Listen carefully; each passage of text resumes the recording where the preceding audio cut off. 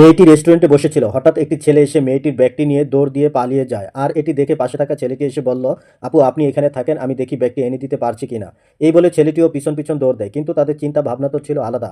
দুজনেই এক জায়গায় হলো। পরে ব্যাগের চেনটি খুলে দেখে ব্যাগের ভিতরে কোনো টাকা নেই, শুধু কিছু পয়সা পড়ে আছে। এরপর তারা দুজন কি করলো যা দেখে চোখ কপালে ওঠার মতো। ছেলে দুটি নিজেদের কাছ থেকে অনেকগুলো টাকা ব্যাগের মধ্যে দিয়ে দিল। আসলে তারা ছিল দুই বন্ধু। এরপর বন্ধুকে বলে এখন ব্যাগটি নিয়ে আসো। এরপর ছেলেটি ব্যাগটি নিয়ে দৌড়ে মেয়েটির কাছে আসে, বলে এই নিন আপনার ব্যাগ। মেয়েটি ছেলেটিকে ধন্যবাদ জানালো। এরপর ব্যাগটি খুলে দেখে ব্যাগের ভিতর অনেকগুলো টাকা, যা দেখে আশ্চর্য হয়ে যায়। এর কিছুক্ষণ আগে মেয়েটিকে বাসা থেকে ফোন দেয়, বলে তার মা অনেক অসুস্থ, এর জন্য টাকা লাগবে। মেয়েটি বলে এই মুহূর্তে তো আমার কাছে কোনো টাকা নেই, আমি এখন কোথায় পাবো, মাসের শেষ, বেতনও পাইনি। আর এই কথাগুলো পাশ থেকে ছেলেটি শুনতে পায়।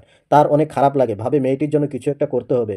মেয়েটি টাকা পেয়ে এতটাই খুশি হলো যে চোখের পানি ধরে রাখতে পারলো না। এদিকে ছেলেটি টাকা দিয়ে তার বন্ধুর কাছে আসে। দুই বন্ধু অনেক খুশি হলো মেয়েটিকে সাহায্য করতে পেরে। সমাজে এমনও অনেক মানুষ আছে যারা গোপনে মানুষকে সাহায্য করে আনন্দ পায়, এতে সৃষ্টিকর্তাও অনেক খুশি হয়। ভিডিওটি যদি ভালো লাগে অবশ্যই শেয়ার করে দিন।